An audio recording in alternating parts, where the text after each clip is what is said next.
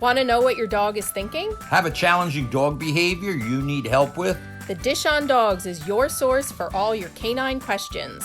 Improve your relationship with your dog and deepen your understanding of your furry friend. Right here on the Dish on Dogs.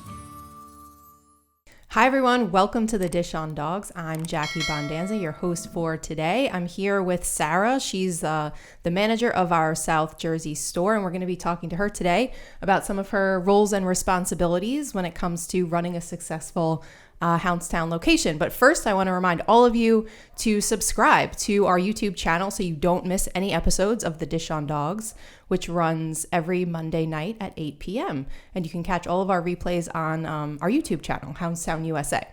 Okay, so let's get into it, Sara. Thanks for joining. Welcome to the show. It's your first podcast, right? Yes. Okay. Well, thanks for traveling all the way up from South Jersey. So Sara runs our South Jersey store, which is a corporate location. So we own two corporate stores, one here in Ronkonkoma, one in South Jersey. We opened South Jersey in July of 2018. And I wanted to talk to Sara today about really the absentee business model within the Houndstown USA system. So Mike and I opened the Jersey store, like I said, in 2018 as absentee owners. We opened the store for a couple of reasons. We really wanted to test our model in a brand new market, in a lower population market, which the Galloway market is compared to some of the other, markets that Houndstown locations are in. We also use the store to do a lot of marketing testing, marketing initiatives that are incorporated from our marketing team. So we use the location to test a lot of things and to build out processes and procedures and materials. But one of the most important things to Mike and I and the rest of our team is to test how the absentee business model can work. So how can a franchisee step into the system and keep their day job if that's something that they choose to do or need to do, and still run a successful location? And the answer to that is to hire people like Sara. So I want Sara to just talk a little bit about, first your roles and responsibilities in the business, and then what does your day-to-day look like? Yeah. So, working obviously for the location, which is a corporate location, we have our managers, we have our shift leaders, we have our kennel attendants. We run the day-to-day, typical Houndstown stuff. You come in, you feed the dogs, you make sure everyone's breathing, everyone's good, still happy. You come in, you take care of them, clean up any messes, you feed them, make sure everybody's getting the proper food, obviously, administer any medication, let everybody out. We have the half-acre grass yard in the back, so that's a luxury for our facility. After that, we start bringing in daycare dogs, updating group lists, making sure all of our form fills, our Facebook, our email, everything is responded to, any voicemails that have been sent overnight. Grouping dogs, making sure that the facility is obviously clean, all the dogs are being taken care of, and everyone's being properly grouped. Throughout the day, we are just cleaning constantly. Always We're very cleaning. big on sanitation and cleanliness. That's obviously really important in a pet care facility. Absolutely. So cleaning all throughout the day, making sure that everything is as clean as possible, that all the operations are running smoothly, and essentially sending the dogs home as clean as possible as we can keep them, right. And, happy and injury-free and everything. Right. So that's quite a list of responsibilities, right? I think there are a lot of little things. There are a lot of moving parts to running a successful day, yes, right? Absolutely. There's dog management, there's customer service, there's employee management. You also manage the employees along with Victoria, our other manager at the store. You do all the scheduling. So talk a little bit about us outside of the day-to-day. How do you manage the administrative tasks? Yeah. So social media is a huge thing. We have to make sure that we're obviously setting aside time to be able to make sure that we're responding to all the comments, all the form fills, everything that goes through our Facebook, Instagram, emails, all that fun stuff. And then, we do have reporting outside of that. So we do have to be able to rely on the rest of our team to be able to handle the day-to-day while we're kind of stepping away for however long it is to be able to get those things done. Scheduling is, we try and get that done as soon as possible, usually like a a few weeks in advance. And obviously it does change sometimes, but staying on top of that and making sure that I have everybody's availability, everybody's time requests off, are in on time and everything. And, you know, being able to rely on our staff is just a huge part of us being able to do our administrative tasks. Right. That's a good point. I think reliability of staff is the one of the key foundations for running any successful business. But, you know, when we're talking about our specific business, it's absolutely key, especially if you're going to be absentee or semi-absentee, right? So Absolutely. Mike and I aren't there. It's your job to manage people and to hire people. And that is challenging, right? I think that's one of the biggest challenges, is to find and identify those reliable people. Yes. And like we were talking about off camera yesterday, you know, just dealing with all of the time and investment that takes to train people properly. And sometimes they don't end up staying with us. Right? Yeah, for sure. Not everybody we hire is the perfect employee. Sometimes they start off a little bit weaker, and then we're able to mold them into a really strong employee, and they learn and they grow as a person, and they kind of fit into that role a little bit better. But some people don't. So It is a revolving door of just making sure that the staff that you have is reliable and that they are strong, because if not, it's a domino effect. Right. And I think one of the main things that make you and Victoria successful, because you work kind of counter to each other together, because, you know, the stores are open and need to be staffed about 70 to 75 hours a week. So it's necessary to have 2, and I like to say even 3 people that are either fill a manager, an assistant manager, or even a shift leader role. So you don't necessarily need a manager. You started out as a kennel attendant, right? And you worked your way up because you showed, you demonstrated that you have customer service, organization skills, and those are the things that are most valuable to like a customer facing position, right? Like a manager. Yeah, absolutely. So, you know, how I think the key is being super organized, right? Yes. We always talk about this so how do you get through the more challenging days, the busier days where there are more tasks to do sometimes than there is time in the day? Yeah, I mean, I think time management is one of the most important things in this business, because there are so many different tasks that have to get done. You do need to kind of organize your day and being like, okay, so this is what time I need to start the baths to make sure that I get them done in time. You know, if dogs are leaving a little bit earlier today, then you can start cleaning even earlier. You want to make sure that you're organizing your tasks so then you aren't staying until like 10 o'clock at night and having things left over for other people to do in the morning. Right. And as a business owner, we don't want to be spending any more money in payroll than we have to, right? So anybody staying past closing time is money out of our pockets that we really enforce that every employee should be able to accomplish all of the tasks in a day without having to stay late, with maybe a few exceptions. But yeah.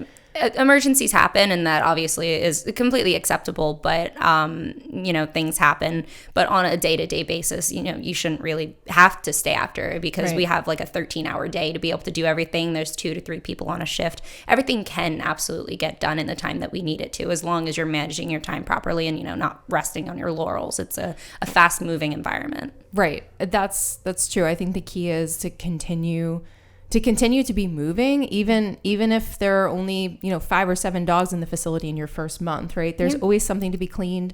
There's always, you know, a comment or a post you could be making on Facebook. Yeah. So it's that kind of fast paced. You're always on your feet.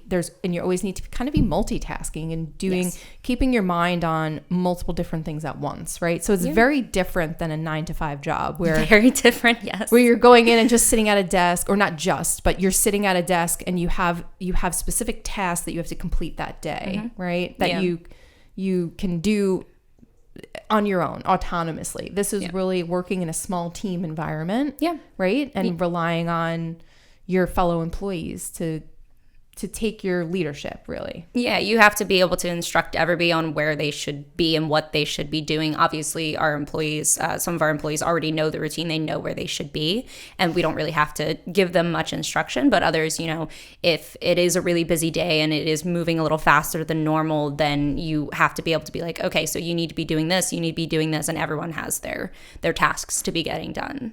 Now, the information that you have in order to be able to run the day successfully obviously came from the Houndstown system, right? Yeah, absolutely. And you've seen how that's developed over the 2.5 years that you've been working, right? Yeah. We're constantly evolving our operations procedures and tweaking things to make them more efficient. And I know there are some things that each store takes and adapts, I should say, to their specific store, which is okay. But for 95% of the time, we want people to be following the procedures that we provide. Can you talk a little bit about how you feel those procedures integrate into like the day-to-day of your job?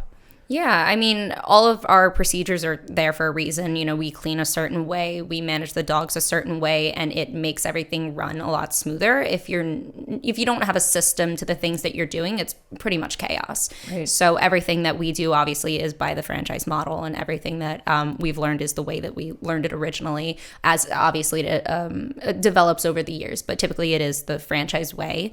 And you know, it's easier to train people, so this is how you're supposed to be doing things, and this is how we do them and why.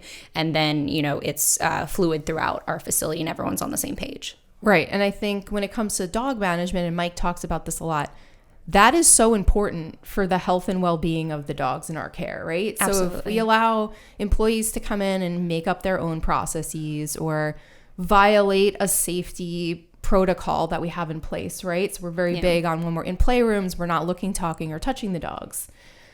We sometimes have challenges with employees coming in and they want to engage with the dogs in the play groups, right? Yeah. So talk a little bit about how that really can unbalance what we're being held responsible for, right? Which is to take care of people's pets in a safe environment. Yeah. So it's happened. We have employees who come in who just want to play with dogs and get them all excited and everything. And we have to explain these are our methods and this is why. And kind of even showing them, like, compared to what you're doing right now, try something else and see the different reaction of the dogs. The biggest thing is safety, and the employees have to be able to follow those things. And if they aren't, you know, they're going to get hurt. Another dog's going to get hurt. Another staff member is going to get hurt for what they're doing. And obviously that it's a safety hazard. Right. Yeah, absolutely. So I think it takes a lot of time and energy to kind of reinforce that. Yes. And that's a challenge for everyday operations for a lot of businesses and ours in particular, because we're working with, you know, entry-level staff to some degree. People, this might be kids' first job or second job. So while the tasks are manageable, so like you said, it's a lot of cleaning, I think there's a lot of responsibility, right? Yeah, that we hold people accountable for. So what are some of the best parts of your day, and what are some of the more challenging aspects? Best parts of the day are probably, my favorite part of the day is when the dogs are leaving, not because they're leaving, but the dogs are so excited to see their owners. The owners are really excited to see them, and they're like, oh my gosh, you had an amazing day. And like that makes the parents really happy. They see how happy their dogs are. Some of them even refuse to leave and sit in our lobby. Those are always really funny, yeah. They're hilarious. We have so many like little clips of dogs refusing to leave our parking lot, or their parents have to drag them away. Yeah. And that's really fun for me to see, because it just shows that the dogs are getting what they need in this kind of environment, and they recognize that. Yep. Worst parts are my least favorite part is probably bathing dogs. It sometimes can take a while. You get soaking wet and you go home smelling like wet dog, but it's not the worst. Hey, who doesn't love that? Yeah, you get it done, but it's not my personal favorite. Right. So over the past couple of years, especially with some of our marketing initiatives, we've started to ask franchisees and their employees to do more on the marketing side, mostly with reporting. Our marketing team has kind of recommended a whole new set of like response time intervals and different benchmarks that we expect people to hit in the store. How has adopting those principles been for you as an operator? I think it's completely manageable. At first, I said it yesterday. I was like, oh, hell no. When we were only posting 1 or 2 times a day, and now we have to post like 4 to 6 times a day. So at first, it seemed overwhelming because of what we were used to. Right. But it's actually not difficult. As long as, just like anything else, you're managing your time, you're staying on top of your tasks. If you aren't able to do it personally, have somebody else do it. You know, let them know the dogs that you need the pictures and videos of who you haven't gotten to. Just, delegate to somebody else if they're able to, and they're good with taking pictures and videos. Right. If you aren't personally able to get around to it, it's all about, recognizing some people are good with those kind of things and some of them aren't. Because we have people who send us pictures that are completely blurry of like a dog's tail, and they're like, see, I got a picture of Bert. Right. I'm like, no, you didn't. So you have to recognize who's able to do it and who isn't. Right. And then obviously you can work with some people on doing it. But, as far as the marketing and social media part of it, it's not terrible. You get used to it as long as you, trust the process and stick to it, then it's completely doable. Yeah, I think for me, it's like I always think about these things as you're training your brain to adopt a new way of doing something, right? So like you said, it's more difficult if you've already been doing something a certain way. But now what we try to do, what we do is train everybody obviously the way that we expect it done from the start. And those things are always changing because we're an evolving brand. So every day behind the scenes, we're working on developing new things, and you're kind of our test, you're our test dummy here. So yes. Because you're a corporate store, but our point in that is if Sara, who by the way is 23 years old, if Sara and Victoria, who's around the same age, she's a little older, but early 20s, if they can manage a store successfully, they can do all of the things that we're asking of them, everything that our marketing team is asking of them. Their conversion rates can be the highest in the system, and they can follow everything we're asking of them. Anybody can, right? So if it's possible for you to do, it's possible for anybody to do. Yeah, for sure. It's just, like I said, trusting the process, kind of just going with it. Things change very quickly because the world changes, social media changes, the way people interact with other people. Now it's like almost completely online, especially with COVID and everything. Right. So you have to be able to kind of roll with the punches, or you get stuck in wherever you are, and it's going to be difficult to get out of that. Yeah, agreed. I think it's also like a perspective of younger generation people to be able to be kind of like more nimble and flexible and like for the most part, because I think you're on the ground and you're doing it and you see the value in that, right? Yeah, so like we were talking yesterday about how many new interactions and how many more interactions you see now between customers and really how many more evaluations we're getting, probably because you're posting more and you're engaging with people more in our Facebook group, which is a new protocol that came down from our marketing team, a couple of months ago. Yeah, everyone loves to see their dogs on Facebook, and then they're taking those pictures, they're posting them on their personal Facebooks, they're sharing them on Instagram. We have TikTok now, and everybody loves TikTok. Those are super important because people are waiting at work all day to be seeing those posts. And we do have some people who are like, oh, I didn't see this post yet. And, then we try and make sure to get it out sooner because parents are waiting for it. And, that's how you're going to get clients. Right. So we get a lot of referrals, right? So, and part of our strategy for getting referrals is to post a lot. Yeah. So it's not just something we do arbitrarily. It's for a very strategic reason. It's to communicate with our existing customers, but it's also to market to their family and friends and neighbors. And you see that work, right? Yeah, absolutely. A lot of our clients are from referrals. So it's either them posting on social media and they're like, oh, I saw my friend share this post about her dog and he looked like he was having so much fun, like I wanted to check it out. Or people, we do build good relationships with the local shelters and people who work in hospitals and stuff like that. And then they're referring all of their friends. And word to mouth is the strongest marketing that you can get. Yeah, absolutely. And that all starts, when you first open a business, it wasn't like that, right? I remember the first day we opened the doors and I had the feeling myself, our dog's going to come here. It can be a scary feeling, that first couple of months when there's maybe only 1 or 2 dogs in the facility. Yeah. I mean, our first day we had maybe 1 or 2 dogs and I think they were yours and mine. So I think that was it. So it takes a lot of, to think about that day and then to think about the day we had maybe a couple of weeks ago where we had 62 dogs in the facility, which is at capacity for the store since it's a 4,000 square foot location. Yeah. So to think about how far we've come in 2 years, to me, it emphasizes the need for patience and kind of perseverance. And like you said, following the system. And some markets, it seems, are slower to grow than some other markets. And, that's something we always kind of preach to franchisees, but you can see that, right? Because you've been here since the beginning. Absolutely. I mean, nobody knew what Houndstown was where I live, and I didn't even know doggy daycare was a thing. Nonetheless, and when I applied, I was like, I'll just, something that doesn't have to do with retail or restaurants, like I'll just give it a shot. I wanted to work with animals instead. And then it's like I entered a completely different world, and a lot of people aren't aware of that. It takes some time to get your name out there, especially if you aren't a local to that area. Everybody has their facility that they love, whatever daycare that is. And it's just like people who are stubborn with their ways. It's like, this is my place and I'm not going to try something else until they start hearing those good words. And everyone's like, have you checked out Houndstown yet? Because honestly, it's like a really great option. And then you're building this clientele. Yep.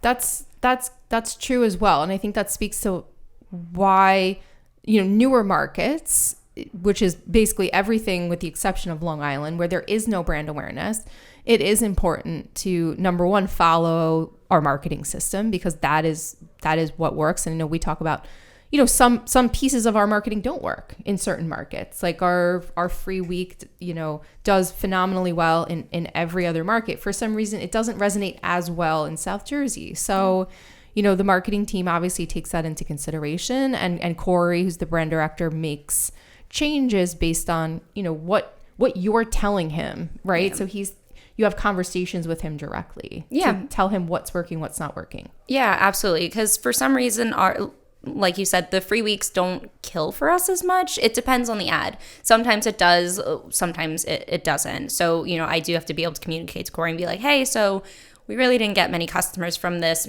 Maybe we could try something else. And every area is different. So it depends on where you are and what kind of marketing fits that area. Right. And I think, compared to our other stores, Galloway is probably the most difficult market for a couple different reasons. It's interesting you say, because I think it's a smaller community. Yes, absolutely. It seems pretty insulated. And like you said, it seems like people... like it's an older school community where people kind of have their ways about them already. Yep. So it's a little more challenging to get into the market and to be a new business and a new option when we do have a competitor who's been there for a very long time, 5 or 6 miles away. So that's why the store, in the stores in those types of markets take longer to develop. Yeah, absolutely. And it's a slow ball that starts rolling. And, I remember when I first started working for us, and it was just, we didn't have a lot of dogs. And then all of a sudden we slowly started getting dogs, and we would have these amazing customers who would refer a bunch of people. And that's, and then they refer people, and then they refer people. And you just have this like web of clients that know each other and speak highly of us. Right. But the key to that is to providing the best service possible, right? Yeah, absolutely. We have to be making sure that our customer service is on point, our response time is on point, our facility is clean, the employees are communicating with customers properly, the employees are properly trained. So all of this has to come together, right? Yeah. And it has to come together every single day. Yes. So 365 days a year. We're closed on major holidays, but that's not many. And we're still there because we're caring for live animals. So the only part that goes away on those days is the customer service aspect of it, right? So this is like, it's like every day, all day, you have to constantly be working to we don't get breaks to make them exactly. But that's kind of the hustle that is needed to make a location successful. Yeah. And it's not for everybody. We've had employees that are just like, this is way too much for me. This is way too fast paced, and that's totally fine. But once you get into that groove and you follow these procedures and you get them down pat, it's so much easier to manage. Right. Exactly. Kind of get in it. And from what I see, and I know you go out and do some of the training for our new franchisees, it takes a little while you got to give yourself a little bit of time. Usually it's 60, 90 days to really just get your groove and make sure that your employees are on par. And it takes a lot of effort in those first 90 days to get things going, right? You're starting a new business, you're dealing with a lot of things, but that hustle and that drive and that commitment is what's going to that's why you're able to be here for 2 or 3 days with us here at corporate, because you've now trained other employees to step in your place, and you can be out of the business and thinking about new things, right? And doing other things. And you're not tied to the business, 70 hours a week. Yeah, absolutely. I mean, starting off strong with these new facilities are like the biggest thing. You want to make sure that your systems and your operations are solid. And then, you know, you may not have as many dogs to start with, but then as you get them, it's going to pay off.